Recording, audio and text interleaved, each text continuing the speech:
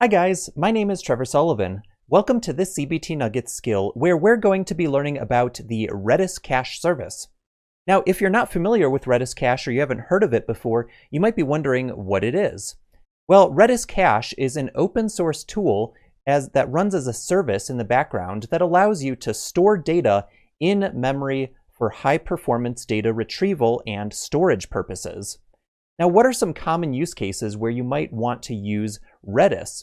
Well, imagine, for example, that you've got a web application over here, and that web application is maybe running inside of a Docker container, or maybe it's running directly on a server somewhere.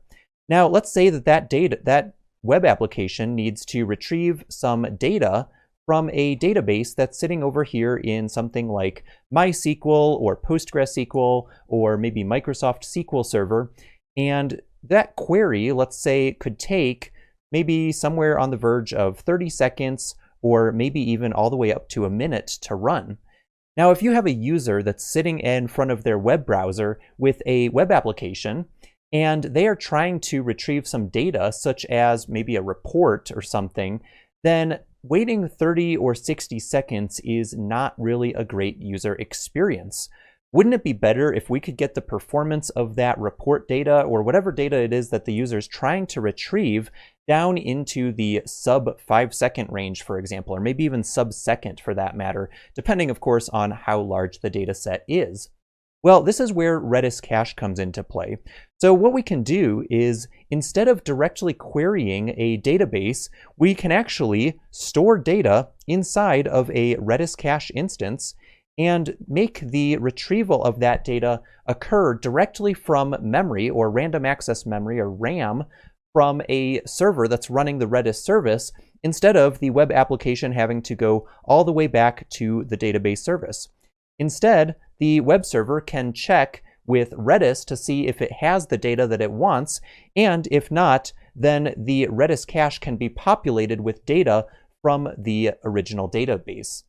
This is particularly important anytime that you have a large-scale system where perhaps you have many tens or even hundreds of web servers that make up a fleet or farm of web servers. If any one of those web servers could be responding to a user's request for data, then all of these web servers can actually share in this Redis cache instance so that they all don't have to go back to the database every single time that a user performs a query against a web service. When you deploy a Redis cache instance for the first time, the Redis instance itself doesn't really have any data inside of it aside from its own configuration data that is combined with the default settings of the Redis engine. Now, if you'd like to, you can populate data into Redis in a few different ways. One of the ways that you can populate a Redis cache is to populate it upon the first request for a piece of data. And so in this case, what we're going to do is we're basically going to go out to our web server and say, hey, I need this data from Redis. Let's say some kind of report data, for example. And if Redis does not have the data stored inside of it that the web application needs, then it is basically considered what's called a cache miss.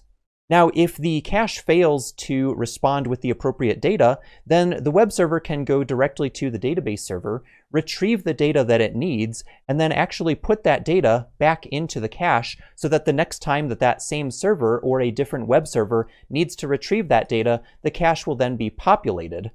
We call that in the future a cache hit, where the web server is able to retrieve the data from the Redis cache successfully instead of having to go back to the original data source. Another way of populating a Redis cache is to use an architecture known as a cache worker. So I might have a Redis cache instance running up here, and of course I've got my web server down here, and I need my web server to retrieve data once again from this Redis cache instance.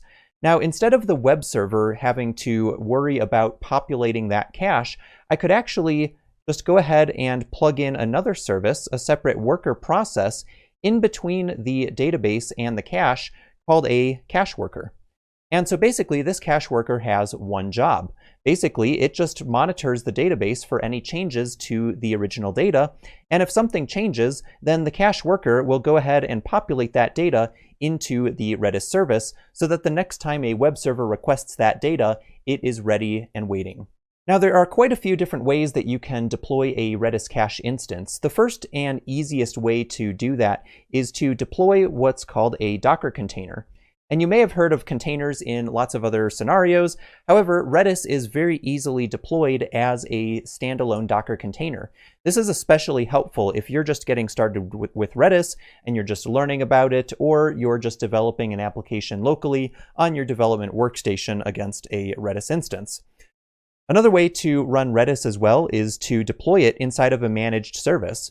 So for example, there are many different cloud vendors out there, such as AWS or Amazon Web Services, as well as Microsoft Azure and even Google Cloud. These cloud vendors oftentimes will provide a managed service that automatically deploys and upgrades and maintains and monitors your Redis cache instance so that you don't have to worry about setting up all of the monitoring and the high availability around your caching service. If you do decide to deploy Redis yourself, you can also run Redis in a highly available fashion. So first of all, you'll deploy what's called a master node, and then you can replicate your data inside of the master node with one or more slave nodes or read replicas.